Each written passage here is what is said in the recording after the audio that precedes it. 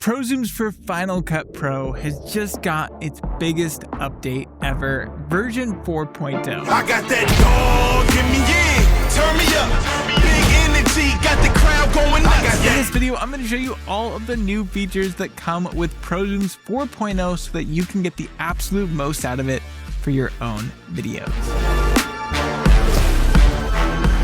This is, of course, a free update to anybody who's previously purchased ProZooms because we hate subscriptions, and I'll have all of the information you need linked down below in the pinned comment. The first feature I want to showcase are the brand new ProZooms transitions. Now, you might be expecting these transitions to show up over here in the transitions panel, but that's not where they'll be. They'll actually be inside of your titles. To find them, let's go to our titles once again, and you'll see them here at the bottom. We have both zoom back and zoom forward animations, but they come in two parts. There's an in and an out animation. The in animation is going to apply to the first clip, and I'll just drag that down, and the out animation will be on the second clip. And let's go ahead and push play, and you can see the nice dynamic zoom animation we have just in a matter of seconds. But there's a lot of benefits of doing it with this title version rather than your typical transitions found in your transitions panel. Firstly, I can adjust the length of both the intro and the outro to any length I want. And now we have a super slow zoom in animation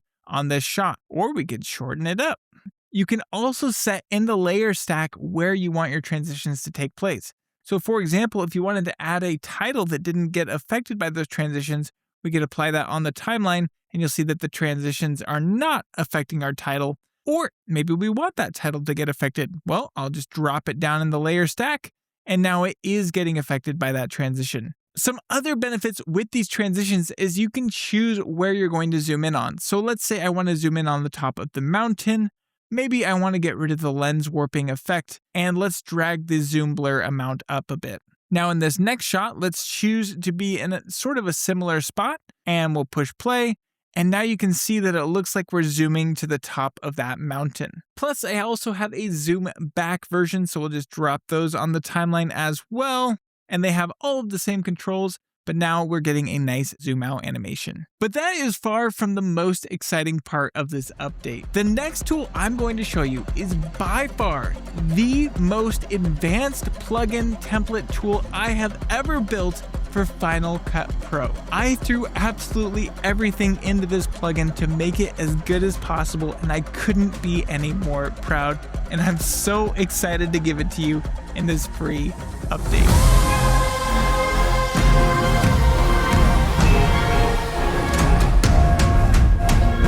ZoomRig is 100% inspired by MCamRig, but MCamRig is extremely outdated. And so ZoomRig upgrades MCamRig in every possible way. Let's go ahead and apply ZoomRig down here on the timeline. I'll make sure my playhead is moved forward a bit in the animation so we can get an idea of the final position of our animation. And you'll notice that if I click on my viewer, I get access to these super easy on-screen controls. For one, we can click and drag to move around in the X and Y direction, but you also have on-screen controls for rotation. And now suddenly we have 3D zooms. We can rotate this on the X-axis, on the Y-axis, and even on the Z-axis. And you'll also notice that we have on-screen controls for both the Z direction, the Y direction, and of course the X direction. So that makes it super easy to line up exactly where you want to be with your shot. And you'll see that just how crazy I can get with these animations. But then on top of that, everything is dynamically animated for you. So you'll see that we pop into place just like so. We've got some nice depth of field. It's very easy to get to that end position. Then I can go over to the title inspector. Now I want to point out something that's kind of annoying, and I wish I could fix it, but I can't. When you click on this for the very first time, it's almost always going to bring up the text inspector. That's because these 3D controls are hidden behind an invisible 3D title, and that's the only way to get them that I'm aware of.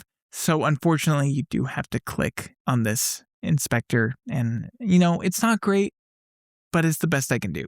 Unlike MCamRig, we can change the duration of this zoom all the way up to 2 seconds. So if I want a slower zoom, I could do that right here. If I want a faster zoom, I can change that again.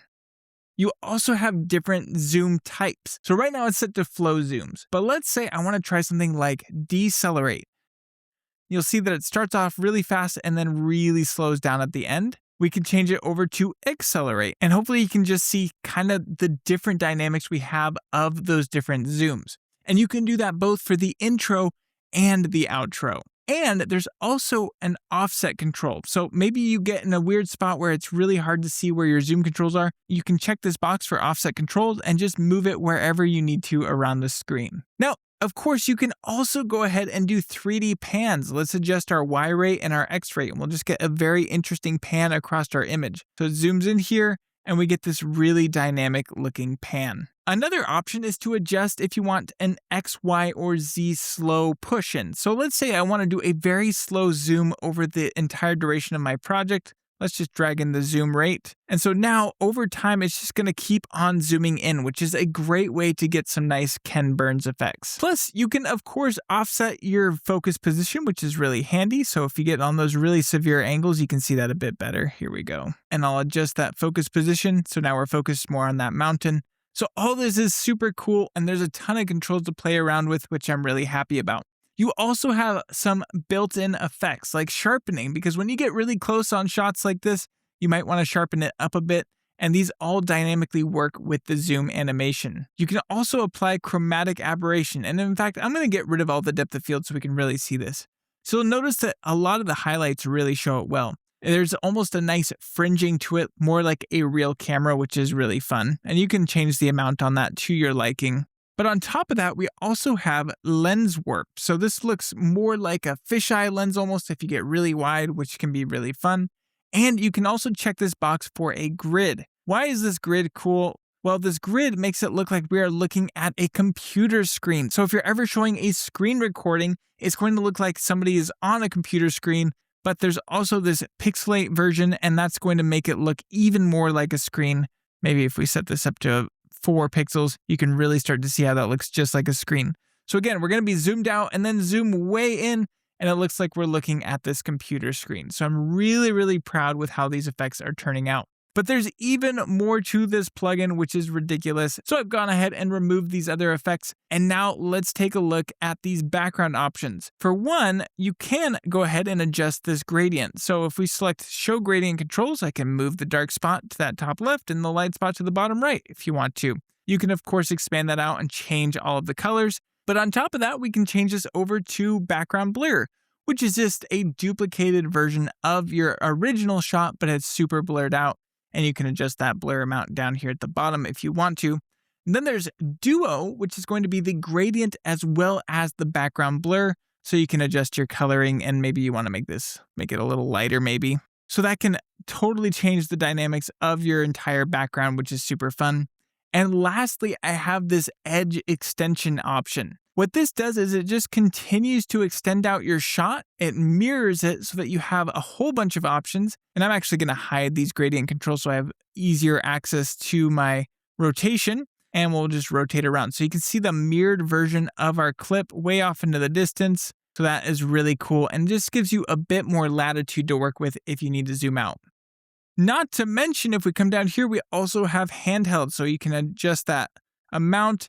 And now we have this nice little handheld effect happening. Maybe I've made that a little too severe, but it's really, really fun. There are so many powerful features with this. I promise you're not going to be disappointed if you start using this in your everyday workflow. But there's another absolutely killer feature that I couldn't be any more proud of, because this has been a problem I have faced with all of my motion templates for all time. And I finally solved it, and I got to add it into this plugin, and I'm just so excited.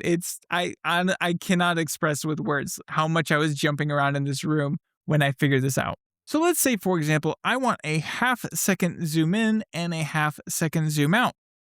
And I only want this title to be 1 second in length. Let's go ahead and set this to 1 second. Let me show you why this is a problem. We'll zoom in, and then at the end, it just jumps out. There's nothing you can do about it other than creating a cut, disabling the build out animation on the first one, and disabling the build in animation. And now you finally have that effect, which is great. That's exactly what we wanted. But what if you could just do it all in a single title without needing to worry about how long your title was? This means that you can both have an infinite duration of a zoom, but it also means the possibilities are infinite because marketing. So let's say I drop in ZoomRig Infinite, and let me show you the key difference with this particular zoom. That being that the durations are percentage based. That means that if you have a 10-second title and you set the zoom duration to 10%, it's going to be 1 second long. Or in this instance, it's 15%, so that would be 1.5 seconds. But what's cool is let's make this super long. Let's do 100%. And now over the entire duration of our title, we're going to have this beautiful, slow Ken Burns effect on our video. And then at the very end, it's just going to automatically pop back. And it does not matter how long this title is. You can make it as short as you want, and all of that is going to take place. And let's actually adjust that out duration a little bit too. So you can see we're getting this crazy short zoom if we wanted, or we can go ridiculously long, and it's just going to take place over that entire duration. And you have the advantage of all these different zoom styles. You can change the duration. You can go ahead and offset it with rotation. Plus, it solves some other huge key problems that you might have had with other templates. For example, with the ZoomRig or with MCamRig, if we come in here and we want to apply a nice slow rotation across our shot, right? You'll notice that as I push play on regular ZoomRig, once we hit the 2-second mark, which is that initial built-in animation, suddenly the animation really picks up in speed, and it's so ugly. And then it immediately at the end, in the last 2 seconds, it goes really slow again. I hate it. It's awful.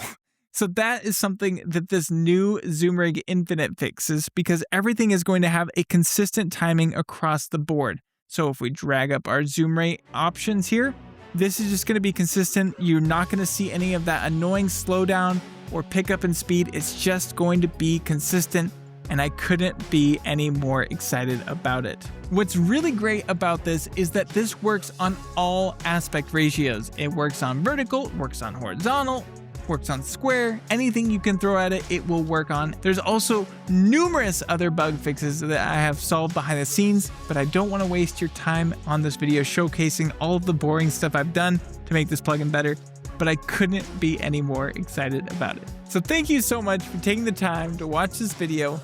Hopefully it was helpful to you in some way, and hopefully this tool is going to elevate your video editing. So with that being said, I cannot wait to see you when I update Pro Vertical.